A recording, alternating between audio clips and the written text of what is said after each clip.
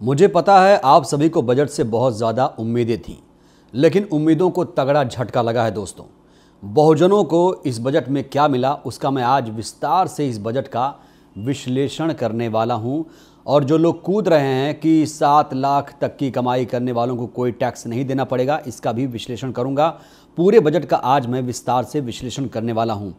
तो प्याज ना खाने वाले, महंगाई पर कन्नी काटने वाली निर्मला ताई ने आज आम बजट पेश कर दिया है। और जानते हैं, लोग कूद रहे हैं कि 7 लाख कमाने वालों को कोई टैक्स नहीं देना पड़ेगा, लेकिन बड़ा सवाल ये है कि ये 7 लाख कमाने वाले लोग हैं कौन?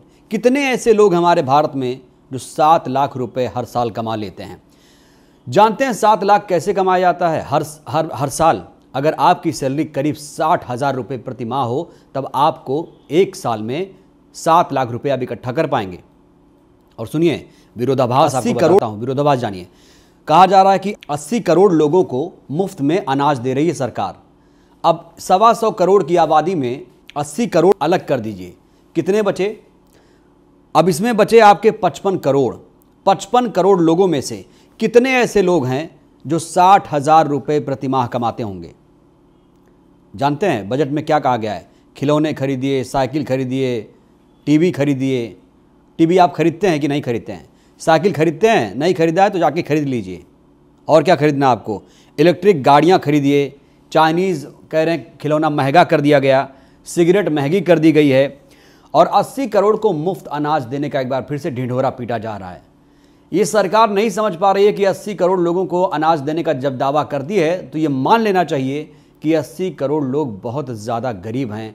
और जो 7 लाख रुपए हर साल कमाते हैं, जो टैक्स नहीं भरेंगे, उनकी और इनकी जो आर्थिक असमानता है, ज़मीन आसमान का अंतर है दोस्तों। अच्छा चलिए, इसी बहाने मैं कुछ पॉइंट्स जो ज़रूरी हैं, जो महत्वपूर्ण बातें हैं, वो मैं बता दूं, फिर उसके बाद इस पर मैं आता हूं। कहा जा रहा है कि एमएसएमई सेक्टर को बढ़ावा दिया जाएगा और यहां पर 50 नए एयरपोर्ट खोले जाएंगे। रेलवे पर 2.4 लाख करोड़ का खर्चा होगा। 5वीं बड़ी अर्थव्यवस्था है भारत और 7% विकास दर का अनुमान है 2023-24 में, यह अनुमान है। और किसानों को डिजिटल ट्रेनिंग दी जाएगी। एक बार फिर से एक और जुमला आया है, कृषि में स्टार्टअप शुरू होगा, बागवानी फसलों को बढ़ावा दिया जाएगा और आर्टिफिशियल इंटेलिजेंस के लिए 3 नए सेंटर खोले जाएंगे। और 5G के लिए दोस्तों 100 प्रयोगशालाएं भी खोली जाएंगी। लेकिन कुछ लोग बहुत ज़्यादा कूद रहे हैं। उनको लगता है कि सिगरेट पी रहे थे। सिलेंडर पे बात मैं करूंगा लास्ट में, सिलेंडर को लेकर क्या है। इलेक्ट्रिक गाड़ियां, मोबाइल, खिलौने कौन खरीदता है? आप बताइए ज़रा, कौन लोग हैं? क्या आप खरीदते हैं? SC, ST, OBC माइनॉरिटीज़ के लिए इस बजट में क्या है दोस्तों, आप खुद समझ सकते हैं। SC, ST, OBC जो है, जो माइनॉरिटीज़ है या फिर जो बहुजन है, क्या वो 7 लाख रुपए कमा रहा है हर साल? तो ये लोग जो कूद रहे हैं कि 7 लाख में कोई टैक्स नहीं, कोई टैक्स नहीं, आप सोचिए कौन हैं ये लोग? कौन हैं ये लोग जो 7 लाख रुपए हर साल कमा रहे हैं? आप सोचिए दोस्तों। तो कुल मिलाकर निर्मला ताई ने ढिंढोरा पीट दिया है। और कभी कभी ये दिखती हैं, आज आई हैं तो कह रही हैं कि मोदी सरकार तमाम चुनौतियों से जूझ रही है, महंगाई है, फिर भी हमारी जो विकास दर है वो तेज़ गति से बढ़ रही है और विश्व में हमारी जो अर्थव्यवस्था है वो 5वीं बड़ी अर्थव्यवस्था है। ये बातें की जा रही हैं दोस्तों। तो सोचिए, महंगाई पर कोई बात नहीं, बेरोज़गारी कम करने की कोई बात नहीं है। और सिलेंडर की बात करना बहुत ज़रूरी है, क्योंकि सिलेंडर अगर दम है सरकार में तो 1200-1100 रुपये मिलने वाला सिलेंडर कब कम होगा? उसकी कीमत कब कम होगी? कब वो 500 रुपये में मिलेगा? ये बहुत बड़ा सवाल है। तब माना जाएगा आपने बहुत अच्छा बजट पेश किया। और ये टैक्स स्लैब में आपने बदलाव करके कोई बड़ा काम नहीं किया है। और देखिए, जो मनुवादी हैं, ब्राह्मणवादी हैं, जो बहुत ज़्यादा कमाते हैं, जिनके जेब में कैश रहता है या जो जिनकी जेबें हमेशा गर्म रहती हैं, ये लोग कूद रहे हैं, लिख रहे हैं कि अगर 6 से 9 लाख रुपए सालाना कमा रहे हो तो आपको 10% तक टैक्स देना पड़ेगा। 12 से 15 लाख 20% टैक्स देना पड़ेगा। 5 से 7 लाख कोई टैक्स नहीं देना पड़ेगा। लेकिन दोस्तों, इसमें समझिए, आपको समझने के लिए क्या है, आपको यही समझना है कि 80 करोड़ लोगों को मुफ्त अनाज और 7 लाख तक कमाने वाले, सालाना कमाई करने वालों को कोई टैक्स नहीं देना पड़ेगा। आप सोचिए, अब कहाँ 80 करोड़, कहाँ 55 करोड़ में 7 लाख रुपए, यानी करीब 60,000 रुपये हर महीने कमाने वाला कौन लोग हैं, कितने लोग हैं, ये बहुत बड़ा सवाल है। तो 7 लाख कितने लोग कमाते हैं, ये बहुत बड़ा सवाल है अपने आप में। ऐसे में आप समझिए सिलेंडर को लेकर कोई बात नहीं हुई है, रोज़गार को लेकर कोई बात नहीं हुई है, बेरोज़गारी कम करने को लेकर कोई नीति नहीं है इसमें। हर कोई यहाँ पर सपने दिखा रहा है कि भारत अब तीसरी बड़ी अर्थव्यवस्था बन जाएगा, 2047 तक हमारी 10 ट्रिलियन की इकॉनमी हो जाएगी। ये बड़े बड़े सपने दिखाए जा रहे हैं।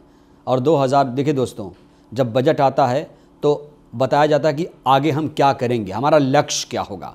और हर साल 1 फरवरी को पूरी दुनिया में रहने वाले जो भारतीय हैं या पूरे जो देश में जो भारतीय हैं कोने कोने से, वो लोग टकटकी लगाए रहते हैं कि हमारे लिए इसमें क्या है। किसानों की स्थिति आपको पता होगा क्या है। अब देखिए सपना क्या दिखाया गया है कि कृषि में स्टार्टअप लाया जाएगा, किसानों को डिजिटल ट्रेनिंग मिलेगी।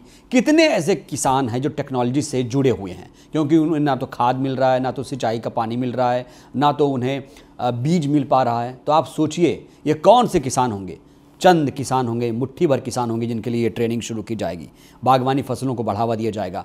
आप सोचिए दोस्तों, कहा जा रहा था कि किसानों की आय 2022 तक दोगुनी कर दी जाएगी। हुआ क्या? मैं आपसे पूछ रहा हूँ, क्या हो गई दोगुनी और आपकी आय हो गई? ये बहुत बड़ा सवाल है। तो बजट पर मेरा यही विश्लेषण है। मैंने सिर्फ 2 पॉइंट इसमें रखा है दोस्तों। एक तो 80 करोड़ को मुफ्त अनाज और 7 लाख तक कमाई करने वाला टैक्स नहीं देगा। अब आप समझिए बजट किसके लिए है, आपकी झोली में क्या आया आप खुद समझ सकते हैं। मैं तो ये सोच रहा था इस बजट को देखने के लिए, मेरी तो ये ख्वाहिश थी, ये उम्मीद थी मुझे कि इस बजट में मुझे कम से कम ये ऐलान होगा कि सिलेंडर 500 रुपये कर दिया गया, सिलेंडर 200 रुपये कर दिया गया। जब ये होगा तब जो बहुजन है वो खुश होगा, क्योंकि सिलेंडर से अब लोग दूर हो रहे हैं। फिर से पारंपरिक ईंधन का इस्तेमाल किया जा रहा है, फिर से लकड़ी और उपले का लोग सहारा ले रहे हैं। और फिर से देखिए आप सभी लोग, मुझे पता है कि अब सिलेंडर नहीं खरीद पा रहे होंगे, क्योंकि कौन अफोर्ड करेगा 1100-1200 रुपये सिलेंडर, कौन खरीद पाएगा। दोस्तों आप समझ सकते हैं इस बजट में जिस तरीके से ढिढोरा पीटा जा रहा है, जो लोग उछल रहे हैं कि 7 लाख, अरे 7 लाख दोस्तों तो मेरी कमाई नहीं है। आपको फैक्ट बताऊं तो 7 लाख तो मैं नहीं कमाता हूं। अब आप सोचिए हम जैसे पत्रकारों के पास 7 लाख रुपए सालाना नहीं आ पा रहे हैं, जो बहुजनों की बात करता है, तो आप सोचिए वो कौन लोग होंगे। तो आप समझिए ये कुछ लोगों को खुश करने की कोशिश है, चंद लोगों को, जो मुट्ठी भर लोग हैं। देश में हमारे 80 करोड़ लोग खाने को मोहताज हैं, उनको 3 रुपये प्रति किलो चावल देने का वादा किया जा रहा है। कितनी क्वालिटी उसकी कैसी होगी मुझे नहीं पता है, लेकिन ये दावा लगातार किया जा रहा है कि भैया हम तो 80 करोड़ लोगों को मुफ्त में अनाज दे रहे हैं और इस पर हम खर्च किया जा रहा है करोड़ों रुपए। और देखिए एक बड़ा पॉइंट इसमें यह भी है, कहा जा रहा है कि 48 करोड़ जनधन खाते खोले गए। अब आप चेक कर लीजिए, आपके खाते अगर खुले होंगे तो उसमें चेक करिएगा कितना रुपया है आपके खाते में, ये ज़रूर चेक करिएगा। मेरा ये विश्लेषण बजट पर कैसा लगा, अपनी प्रतिक्रिया ज़रूर दीजिएगा। शुक्रिया। नेशनल दस्तक की आपसे गुजारिश है कि अगर इसको बचाना चाहते हैं तो नेशनल दस्तक को सब्सक्राइब करने के लिए रेड कलर के सब्सक्राइब बटन को दबाएं, फिर बेल आइकन की घंटी दबाएं। नेशनल दस्तक को बचाने के लिए बहुत जरूरी है कि हर खबर को शेयर करें, लाइक करें, कमेंट जरूर करें।